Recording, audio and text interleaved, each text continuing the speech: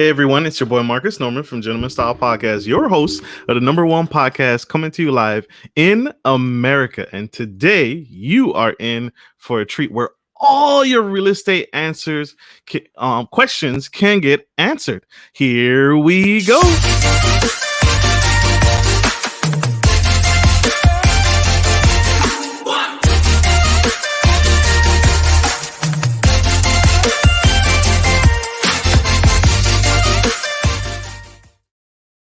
Hey everybody, this is your boy Marcus Norman from Gentleman Style Podcast, your host of the number one podcast coming to you live in America. And today we have a real estate guru in the field.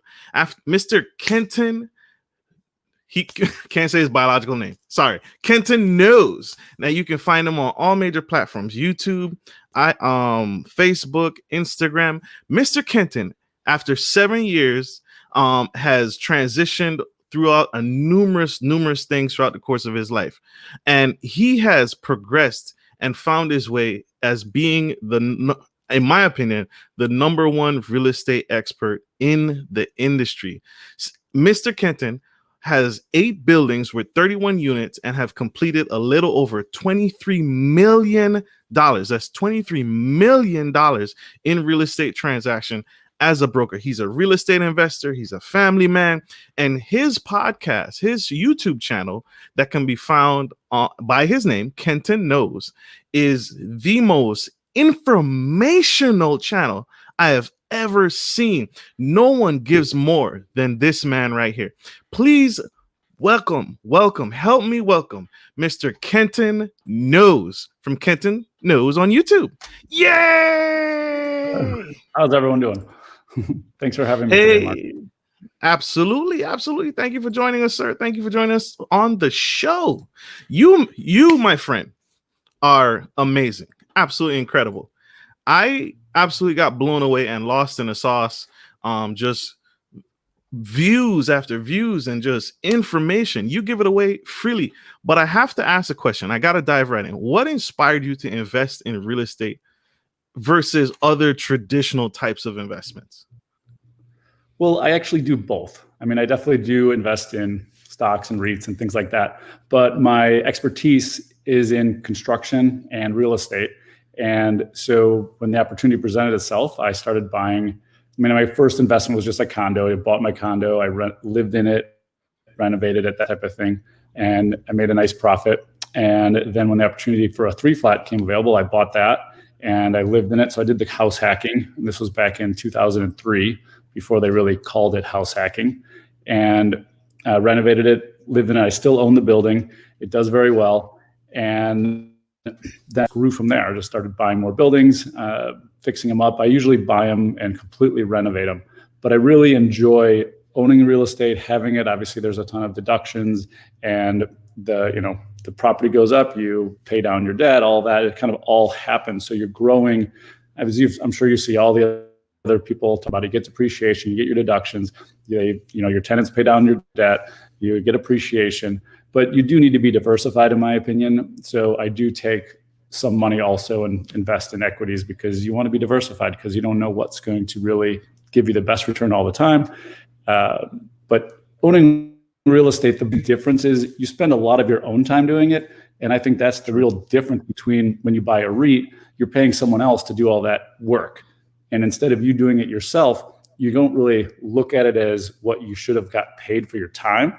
But then you just look at it, I made a really good return. But you don't always take into account, the hours that you spent. If you paid yourself, $50 an hour, then you would have gotten closer to the REIT return. But instead, you get a much higher return, but a lot of it's based on you putting in your time and effort, in my opinion.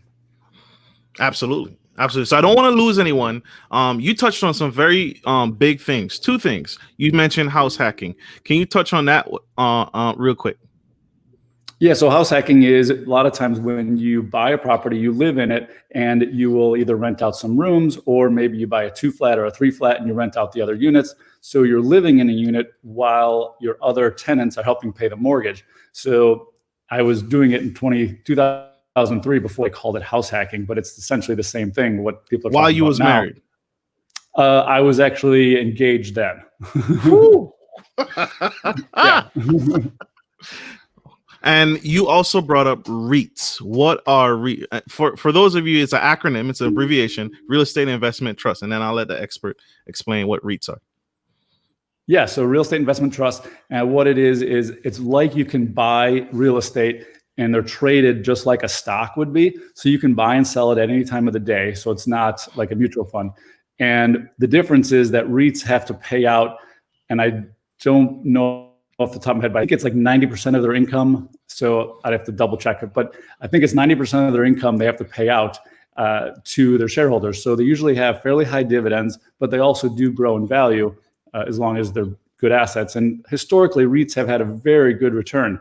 And you can specialize in industrial REITs, or you can do like family REITs or office or medical office. And now there's a new one out that's Cannabis, which is doing phenomenally. But yeah, that's a really good option, in my opinion, to diversify if you don't want to do any of the management in real estate, but you get real estate exposure. Absolutely love it. Mr. Kenton knows. I told you guys, this man is just full of knowledge. You are not going to get this anywhere else except on the Gentleman Style Podcast or tuning in to Mr. Kenton Knows' show.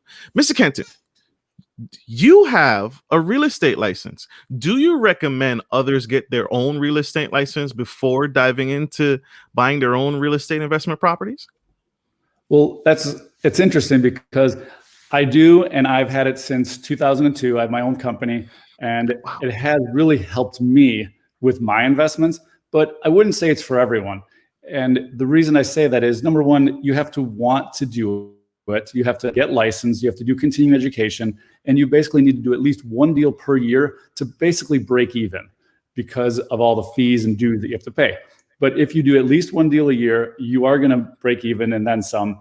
And if you have some friends or family doing a deal, and or it's really nice to be able to do your own deals. You can go negotiate yourself and write your contracts, so you can start lowballing a ton of offers. You don't have to deal with anyone else, which is really nice if you're going to grow your business. But you have to want to do it, and it's, you have to kind of be an expert at what you're doing. So if you're not into it, obviously you don't have to do it, but it is nice in my opinion. So it's a nice to have, but it's not necessary. So check that out, y'all. You don't have to have your real estate license in order to become a real estate investor.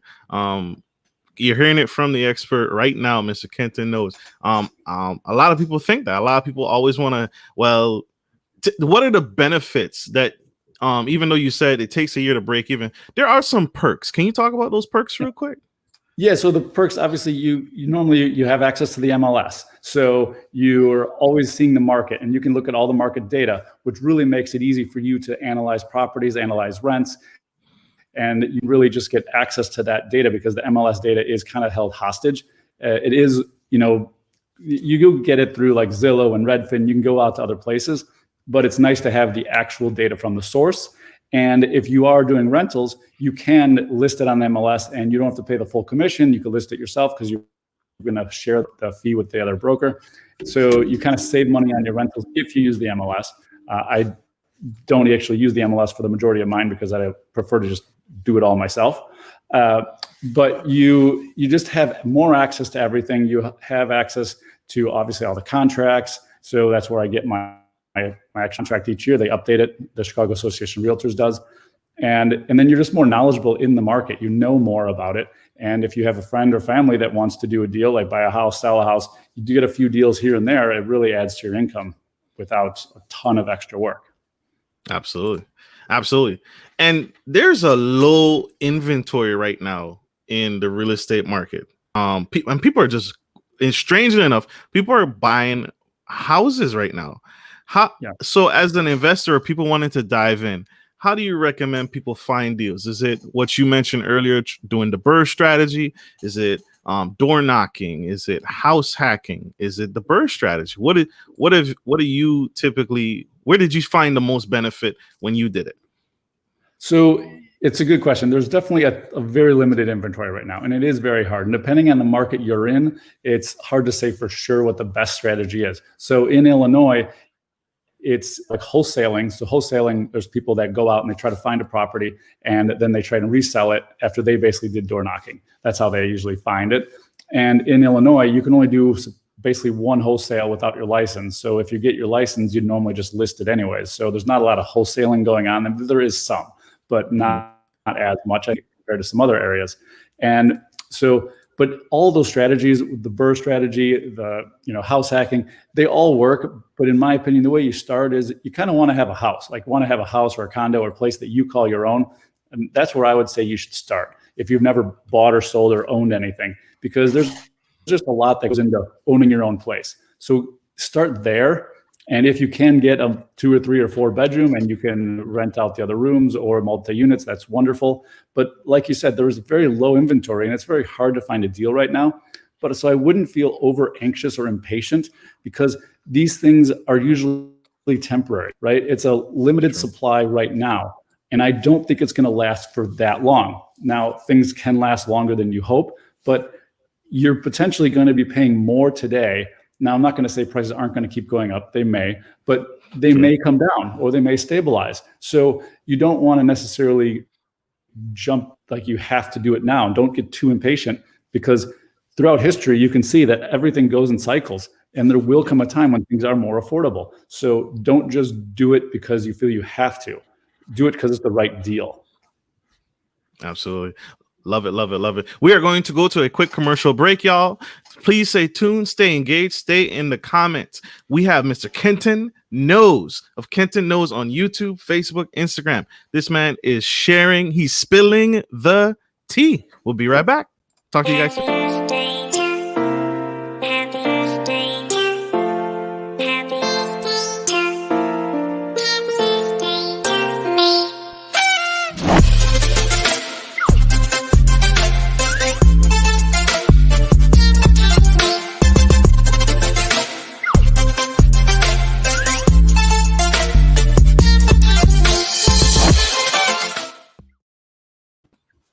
Hey y'all, that's my birthday theme. It's my birthday month, so I'm celebrating all month long. We have today on the Gentleman Style Podcast, Mr. Kenton Knows, and he is providing knowledge, insight, and this has always bugged me. There are many types of real estate asset classes, and what is your favorite, or what would you recommend for someone starting off or having a desire? There's mobile homes, there's commercial real estate, there's residential, there's a ton of different types of real estate. What do you recommend? What's your favorite asset class? So it's a good question, and because there obviously, yes, there's a ton of asset classes that you can go into. I personally really like multifamily, and the reason I do is that everyone needs a place to live, right? You need a place to live. So when the market changes, so right now, like COVID, so office get tanked, right? So people that had offices potentially weren't getting paid, and same with retail. So you could have been doing really well for a while, and then there's something that happens that is a downturn. So in the market, there's a downturn, things change. But for the most part, even in 2008, 2009, 2010, when the economy was really bad and real estate was really bad, I didn't have a huge drop in my income. It went down a little bit, but it wasn't like some massive, I think it went down maybe 10% for my rental income. And that's also because I have 1-year leases. So even they continue paying it until the lease expires, and then we renegotiate at a lower rate because that was the market. But for the most part, it goes up slowly and steadily. And I also would have to say that my apartments are the Class A, so they're a little higher end, which usually yeah, so they're usually like young professionals, or most of my tenants. I mean, not all young, but I'm just saying for the most part, I'm in Chicago, and they're usually more trendy areas. So they're younger people that are renting there. And that's usually good because they usually have the money to continue paying. And I do have some friends that do units more on the lower end. And with COVID, they're struggling because of the eviction. And, a lot of their tenants are, more service-oriented roles, and a lot of the cutbacks there. So a lot of them lost their jobs and they were having trouble paying, which makes it a little more difficult. So I have during COVID been I had some people pay late, and I waive late fees, that kind of thing, just because it's the right thing to do. But nothing is like that far out of whack. I don't have any eviction issues. I have a couple people just a little bit behind. That's it. And really, yeah. So it's really not that big a deal from my experience, but I do know a lot of people that are not in the same situation. And I think it's because of the market I'm in and the units I have and the way I screen but you can't anticipate it, right? Someone lose their job, that type of thing. But it has worked out well. And if you're in some of those other commercial markets, it's really good for a while. But then when the market changes and the cycle changes, you can be really bad for a while. And so if you're going to go into those other areas, whether it's commercial, office, I think you just got to have a little deeper pockets because you got to withstand some of the downturns. If you're like medical office, I think is really good because usually doctors and dentists and things like that don't change as often.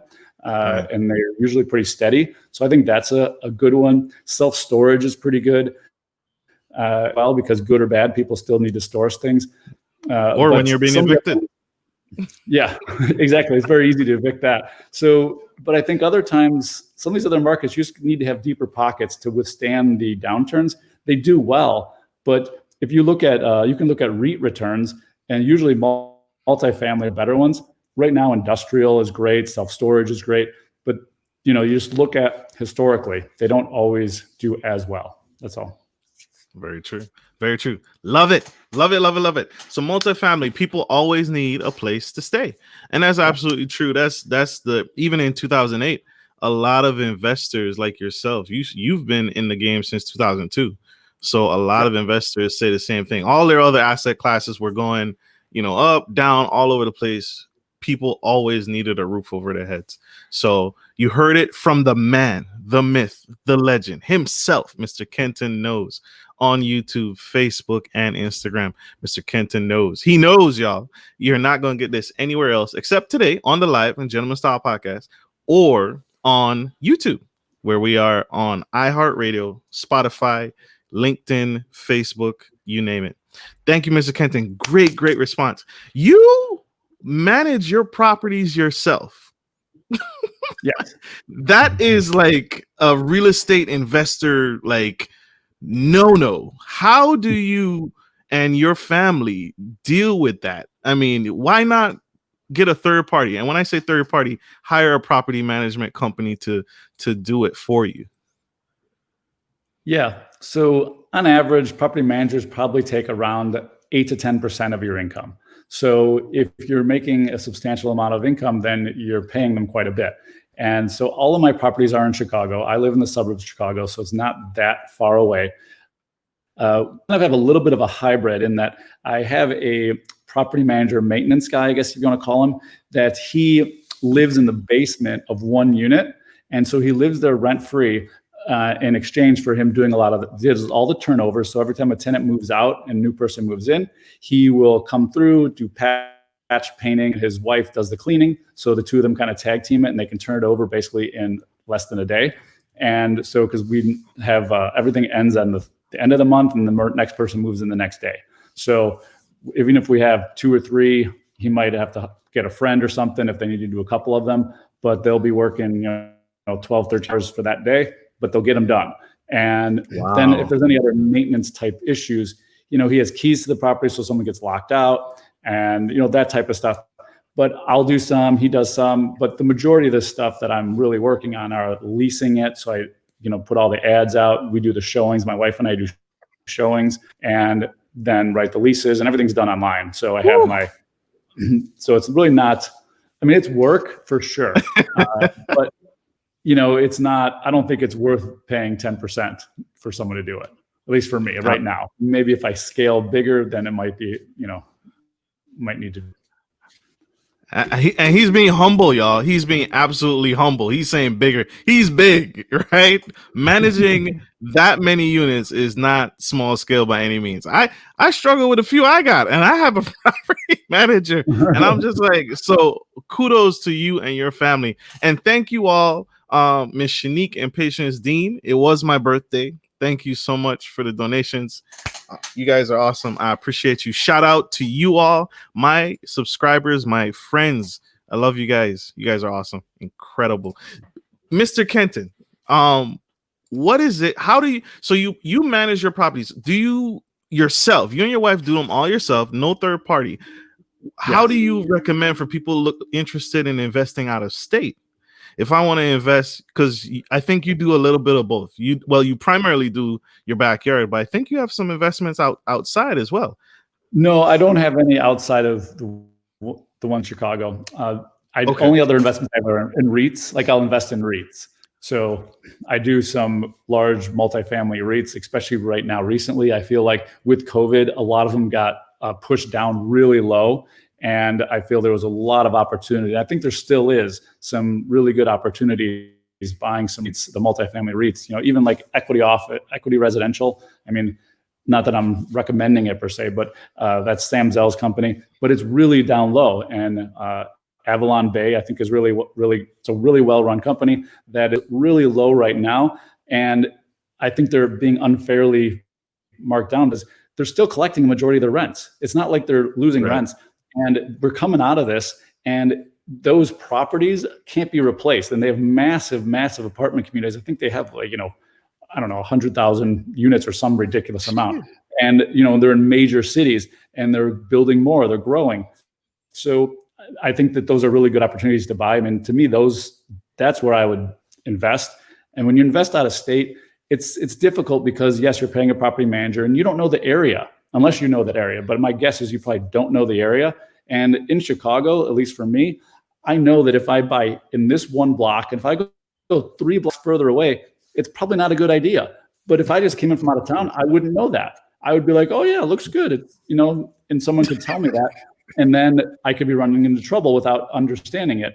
And so you're relying on a lot of people's advice that, in the end of the day, what's their incentive to do? They want to sell you something because that's how they make money. So I'd be careful out of state. I'm not saying it can't be done. I'm not saying you can't do it well, but just be a little more careful because you have to do a lot more due diligence because you don't know the area and the people that you're trying to help you hopefully have your best intentions in mind. But I'm not, it's hard to find those people, to be honest. It is. Amen. Amen. Thank you for saying that. I think a lot of people, they get caught up in the HGTV, right? The television shows where it's like, let's take this house apart and look at all this work. And look, we got a $200,000 house and flipped it for $500,000. It's television, y'all. Yes. It's television, right? You don't want to sit there and jump into a market that you're not familiar with. I'm with Mr. Kenton. I support Mr. Kenton. Start in your backyard. Start where you live. Mr. Kenton, since you and your family manage your properties yourself, what is your criteria? And for the disclaimer, to protect my guests, this is only applicable as his state. Every state has their own laws. But Mr. Kenton, how do you screen your tenants for becoming potential tenants and renters of yours? Yeah. So the nice thing, there's a couple things that aren't even part of the screening process. So part of the process is that my units are very nice. So they're priced fairly high. And so the higher prices, it kind of self-screens, right? Because you're getting people that are, okay, I'm willing to pay this amount. And then we do the showing. So we show them the apartment, we kind of talk to them and explain the process of how we do the applications. And part of the application is a $50 application fee per person. So and we tell them up front the criteria, the main criteria was to look for a 700 or better credit score. So if you don't have a very good credit score, you shouldn't apply. And so we kind of self-screen in that way. So you're getting people that have good credit scores. They know they're going to pay a $50 application fee per person, and they've seen the unit. So we kind of get better applicants just based on that. And then when I get the applications, we'll look to see if there's any evictions or if there's any, criminal history, that kind of stuff, anything bad. And as long as it's not like a violent thing, otherwise, a little bit of a speeding ticket, all that stuff doesn't matter, no big deal.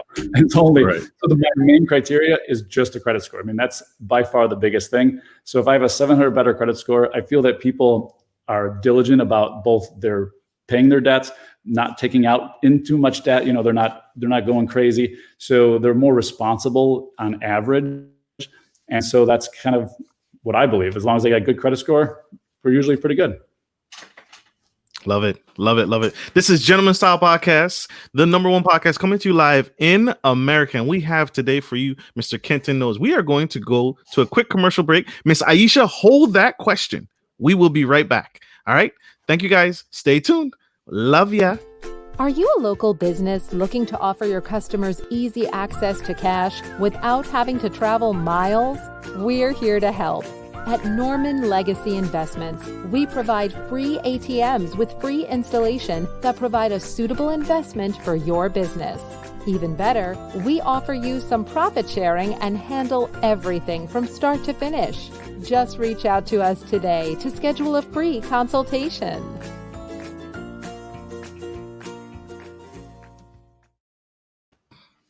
Hey guys, welcome back. This is Marcus Norman from Gentleman Style Podcast, your host. And today we have our special guest, Mr. Kenton Knows, real estate extraordinary investor, and the man, the myth, the legend. He's taken some time out of his busy day to give back and share with us the knowledge that he's amassed over years of real estate investing. Since 2002, he's also a real estate broker if you are just tuning in. So he's licensed, he's a licensed professional, and he's been in the game for years. So we have a question from the audience. Thank you, Miss Aisha. Thank you for this wonderful question. In what neighborhoods in Chicago are your properties? Bum, bum, bum. So I have one building. It's actually right next to Wrigley Field. So that's in Lakeview. And then I have two properties that are in Avondale. I have one in Logan Square. I have one in Bucktown, and I have three in Pilsen. Absolutely. And those are primarily, are they a combination real estate of multifamily, single family, commercial? So I have one 2-flat, I have one 3-flat, and the rest, and 4 flats are the rest, and then I have one 6-flat. Absolutely. So there you go, Miss Aisha. Great question. So stay out of those neighborhoods. Those are Mr. Kenton. No, they're great areas. They're great areas. I'm just kidding. Great question, Miss Aisha. That was awesome. Mr. Kenton, you are a multi-talented, accomplished real estate investor, years of experience, and a background that supersedes most. But nobody was expecting this pandemic. No one was expecting COVID-19. And you did mention earlier that you had a few people that struggle with payments. Any evictions in there? No, I have not had any evictions. Thank goodness. How have you been able to ride the pandemic? How have you been able to keep your tenants paying and just keep your tenants engaged and ride this pandemic out in your real estate business? Well, I did a couple things. So City of Chicago had, and as well as the county and some other people had some various programs. And so when I did find those, I would actually email them out to my tenants and say, hey, just so you're aware, here's the program. And I actually had a couple tenants who took advantage of it and then were able to subsidize their own income and were able to pay rent directly. So I got rent directly from a few of those programs, which was great for the tenants. And then I also would just keep in contact with the tenants and say, hey, if there's any issues, and this is not just COVID, this was before COVID. I've always been, tell me what's going on. And I would tell people that if you communicate with me and you're going to be a couple days late, I can waive the late fee. I can be a little more flexible as long as you're talking to me. But when someone just completely ghosts me and doesn't say anything, then I'm going to charge them a late fee immediately. Because it's like the 5th of the month, you're late. I'll send them a text and say you're late. And I usually try to go on the 3rd or the 4th. I'll say, hey, your rent's late. You're going to get late fees after the 5th. And that's the way City of Chicago is. It's due on the 1st and late fees after night on the 5th. So I'll try to proactively let them know that. So I try to have like a nice rapport with my tenants because it is a partnership. It is kind of like we're working together. And when they are struggling, I'm open to it. And I've had several tenants like, hey, I lost my job. I did this. And they're like, I got an interview. I'm doing this. And I'm like, okay, let's see what you can do. And if they pay me like some, then we'll work with them. And I've done that many times. I just work with the tenants. And especially now more than ever, they needed a little bit here and there. And I said, no problem. We'll just waive the late fees. People paid a little late and it worked out well. Absolutely. There it is, Miss Aisha. Miss Aisha has a follow-up question for you, Mr. Kenton. Are you ready? So she asked, those are nice areas. Again, stay out. Those are Mr. Kenton's. I'm kidding. I'm absolutely kidding. Would you ever take cash over credit? For rent, I assume you mean? That's what I'm thinking. I'm thinking she either means take cash or credit or I guess maybe pay a little bit more of a premium if my credit score isn't at that 700 point. I think that's what she means. So for tenants, what I have done is my first thing is 700 better. If you don't have that, then a co-signer with 700 better. Or sometimes you have a roommate. So one roommate might be like 700, the next one might be a little lower. And so I'm saying you're kind of effectively co-signing. The other way is that I can, which I have in the past, I'll say like, okay, you can prepay maybe, so I do move-in fees. I don't do security deposits due to Chicago issues with security deposits. So I do a $500 move-in fee and the first month's rent. And that's what they have to pay upon lease signing, not moving and signing the lease, which is usually a month prior. But if they really want to do, say they didn't have very good credit and there was a good reason, I'd want to understand why. And then I would potentially take cash for and I do like say 6 months later, and I'll say, okay, that'll be like 6 months later. And if you make on-time payments, then I'll be fine with it. And we'll let it go after that because we can't really do a full year in advance. So we just kind of do that. But I mean, it's a case-by-case basis, and it really has to be a good reason. And if they're like 500, it's not going to work. I'm talking like 650, if they're close by. Awesome. I hope that answers your question, Miss Aisha. That was a great question. And I hope we rounded it out and touched all the bases for you. If not, please come back in the comments and we'll bring it up for Mr. Kenton to answer. Mr. Kenton, so you are thriving in the pandemic. You are doing well. And on your show, we saw that you actually recommend smaller deals in getting started in real estate versus the bigger deals. And that's huge because that goes against all the Grant Cardones, right? Yeah. The big wigs of the industry. That goes against everything that they teach. Mr. Grant Cardone himself speaks about getting at least 16 units or more. But you actually recommend starting smaller. Why is that? Well, in my opinion, when you start big, you make big mistakes. And if you don't know what you're doing, it's going to be a struggle. So in my opinion, if you really want to get into the business and you start with, say, a single family or a duplex, it's not going to be crazy and you're going to make mistakes. You are guaranteed to make mistakes because you haven't done it before. And it's going to take you a little bit of time. But once you've done it once, then you know kind of what to do, what to expect, and then you can grow from there. And I'm just worried, like by saying that go ahead and go big, and then when you make a mistake, it's a really big mistake. I mean, right. If you overpay for that 16-unit building, you may never recover. If you make some mistakes on who you rent to, you may not recover, and you have to start doing evictions. And it's all a lot. It's just a big learning curve. But once you go through all of it, then you're really set up to do well. And so that's kind of my thing is you start small, figure out what you're doing, and then you can grow.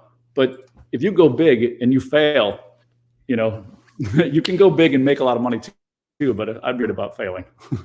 Absolutely. I'm not for failing. I started small, just like what you teach. I was just shocked because you were one of the few that actually mentions going smaller first. And like I said, a lot of the big industry leaders in our space say, go big, go for the biggest unit you can afford. I mean, well, I'm not selling anything. Huh? I said, I'm not selling it. That's what they're doing. They're selling something. Right. Absolutely. They're selling it. And it's just, to me, like you said, it can be a really big payout, but it can also be a really big mistake if you overlook something or you weren't aware of something. That could cost you a $20,000 mistake. And if you don't have it, what do you do?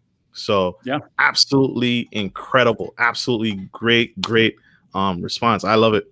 What are some ways let's say now my fans, my audience have now tuned in, they've engaged, they bought their first property, and you talk about adding value. What are some ways to add value to my real estate? What are some ways? Is it, what are some tips? Or is it flooring? Is it kitchens? Should I paint the house pink? What are some ways to add value? So the hard thing is that you have to know your area, right? And you need to know what price you're going to get. So you look at these projects on, a cost in return, what's your expected return. So if you do a new floor, do you think you're going to increase the rent, and how long will it take to pay back that project? That's really how I evaluate all my projects because at some point, yes, you want to go ahead and say, I'm going to get all new stainless steel appliances. Well, if you did that, you're probably going to spend about, say $1,500 or so to do your kitchen, just to the basic, line. So if you do that, are you going to get $150 a month extra in rent? Probably not, unless you're in a certain area that might. But if then you need to say, okay, then if I get $50 a month extra, is it okay that it takes me 2.5 years or so to pay it back? And if that's the case, great. But that's kind of your analysis, because you need to know what you're going to get. And if the rents aren't going to support it, then it's a bad investment. So it's really area specific to say what's the best, improvement. Does that kind of make sense? Like you have to know what you're going to get out of it by making that improvement. Otherwise, it doesn't make sense to do it. Absolutely. It absolutely makes sense. I was looking at one time with a friend of mine that we were talking about going into a partnership in this 6-unit apartment building. And one of the things we were looking for is, did the property have enough land that we can expand on? Can we add more units later on? And we couldn't. That was number one. But the other thing is, the previous owner, the lady, was from Panama. She was selling the house because she had made all her money and she was just ready to sell and just move back to Panama. So she was selling a 6-unit building, and she had an attached almost like storage shed with several washer and dryer connections. And she never converted the storage room into a laundry room. And I asked, that was like one of the first things, because I had a little bit more experience than my friend. I said, what is she doing with this? Where is the nearest laundry facility? And they said like 30 minutes away. So the tenants in all 6 units always had to go to the bank, make change, and then drive to their nearest laundromat, which was 30 minutes away. When you could simply convert this storage facility into a coin laundry, if you want. You don't have to, but you can add it to turn it to a coin laundry, and now you have an additional source of revenue coming in from this property. And you've added a convenient feature that once that your tenants want to pay, they're already paying for it. It's no doubt they're already paying for it. So it's better that they pay for it at home. So that's value add, ladies and gentlemen. That's what Mr. Kenton is talking about. Adding real value. Was there a need for, a lot of people make the mistake, they buy properties and they just, I like granite countertops. Well, you don't know what your tenants like, or the people in your area. They may not like granite countertops. Just because you like something doesn't make it valuable. That's right. 100%.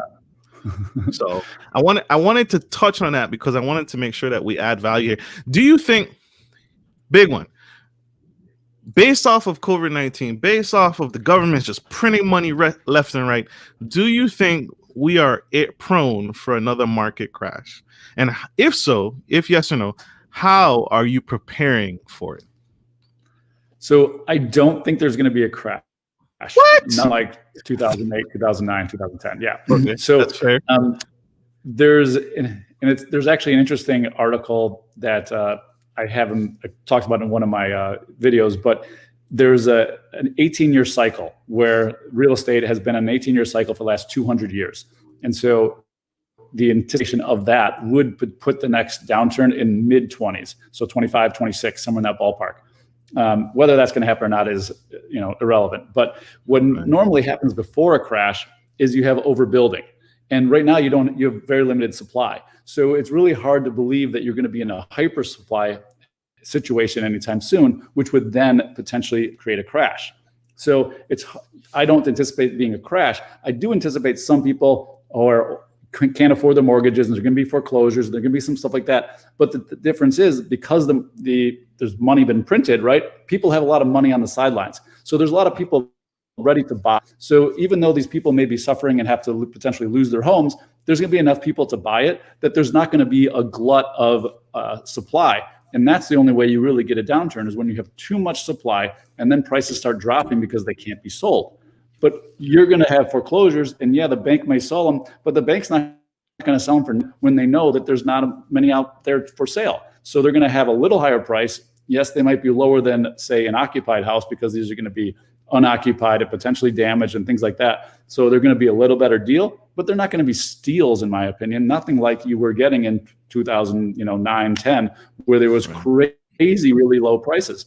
So that's my opinion. You're not going to get that. There may be some better pricing around the corner. And I do think that as soon as COVID does kind of get in the background a little bit, you're going to have a lot more people ready to sell. And that's why there's no supply, because, I mean, so my opinion of a normal suburb, right? And so in the city, usually you're younger, you have a kid, and then when you have your first kid and they're maybe relatively young, you say, okay, we're going to move the suburbs and have our house. And now COVID happened, and people are like, I can't even go outside, and I have my little condo. I'm going to move the suburbs before I even have my kid because I want some outdoor space. So they moved the suburbs, and then usually the person whose family, their kids went to college, they moved out, or they're retired. They're like, okay, we're going to move down south or somewhere else to retire. But right now, COVID's happening, so we're going to sit put. So everyone stayed where they were in the suburbs, and all the younger people wanted to go to the suburbs, so they go to the suburbs and they buy what's left. And there's not really any options. But come this summer, fall, maybe next year, people are going to start selling in the suburbs, and they're going to be more available in the suburbs that weren't, because these people now are leaving. And I do think they're going to be like, okay, there's going to be more opportunity, I guess, but it's not going to be a crash.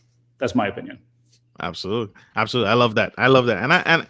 And everyone talks about it. It's on every real estate investor's mind. When I hear different people that I hold in high regard, such as yourself, speak on the topic, it makes me sit back and think, what am I seeing? What am I feeling? When I look out the window, am I seeing World War Z outside, where people are climbing on top of each other and just jumping off buildings? Or do I feel calm? Do I feel a sense of peace? Do I feel like people are, what I do see is a lot more people shacking up, right? I see a lot of cars in people's driveways because family members are now combining households. I do see that.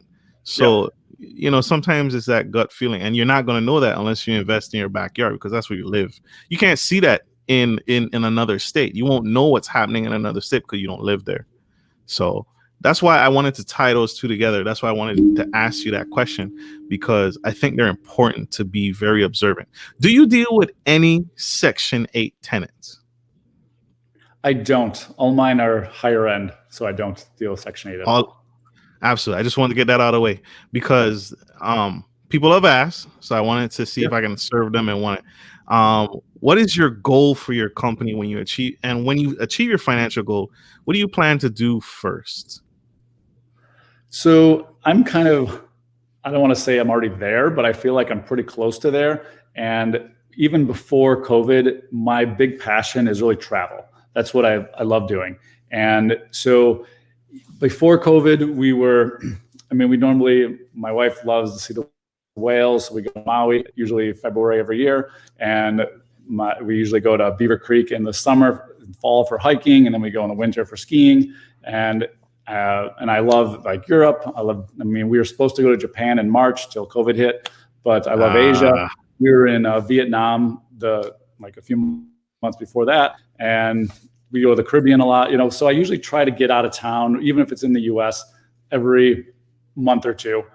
So that's kind of what I do now. And I'm growing my portfolio. I'm, investing in equities and things like that. But that's kind of all I want to do, is at some point, maybe just do more of it, like where I go to, say, France and stay there for a month, and then go to, somewhere else and stay for a month. But otherwise, I'm kind of doing what I want to do now.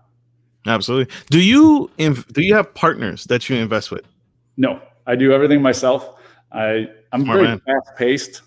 I like to do everything, and I get frustrated when people don't move at my pace. So I know that I'm not really good at partnerships, and it's just, I know that I'll get frustrated and I'll say, like, you're not working hard enough or fast enough. And so I know myself, and I just don't think it's a good idea for me. Great. No, great. Dave Ramsey speaks on the topic of partnerships are the only ships that don't sail. So I just ask because I don't have partners in my real estate side, and I've purposely done that for that same reason. I am very driven, and I don't want to have to wait on someone. If I pass you the potato, I expect the potato back in a reasonable amount of time. Like, okay, I did my job. I got the tenants. I'm really good at marketing. I still self-manage some properties. So I'm really good at marketing. I'm really good at doing showings. I'm Mhm. really good at that. But if I pass you a potato and I say, okay, I got 6 applications and you tell me the property's not clean, I'm gonna blow my stack. I'm gonna, I'm gonna lose my mind. So I'm with you. I'm with you. Yep. I totally get it. Um, what 3 books would you recommend that every man or woman read? Um, so, I mean, they might sound a little cliche, but I really do like Millionaire Next Door. I feel like it really gives you a great understanding of how to be smart about your money. It doesn't matter what you're making. It pretty much, if you're going to spend less than you make, you're going to save and invest and grow your wealth. And that's kind of the message, that I really think is important. The other one I really like is How to Win Friends and Influence People. I know it's a very old book, but it's really, and it gets repetitive. I get it. A lot of these books do, but I think it's so important to just learn how to relate to people, how to talk to people. And it really helps you in everything you do. It doesn't matter what you do. It helps you in life.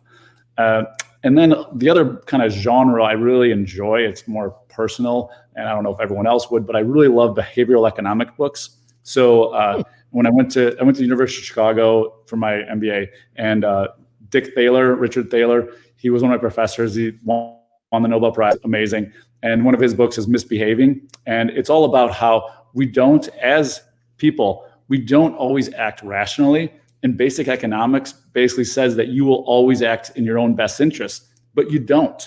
And that book talks about how you don't always act in your own best interest, which I think is just cool. All the behavioral economics kind of books, I think they're super cool. I like Freakonomics, and it just explains things. They're great books. So that's kind of not exactly you have to read it, but I think it's really cool and fun type of read. No, those are great books. I've heard of Freakonomics. I haven't got it yet. I'm gonna have to add that to the list. That's why I love doing podcasting, because I get to cheat a little bit and hear what people reviews are about books before I buy them. Who are your heroes and why? I mean, my heroes would be, my dad is just an amazing person that I really look up to. And it's so much heroes in terms of like what he accomplished. It's the kind of person he is and the kind of person that I want to be like. And he had an amazing ability to really make you feel like you were the most important person in the world when he talks to you. And, he always gave you his undivided attention. And it's something I've always strived to do, because I feel like it's really important, and I wish I could do it better, because I know it makes the other person feel super important and you're very engaged.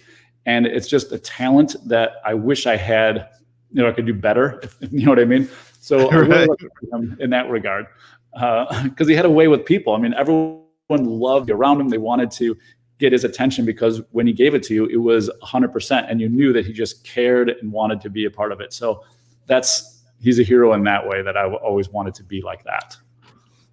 Yes. I love it. Love it. Kudos to your dad.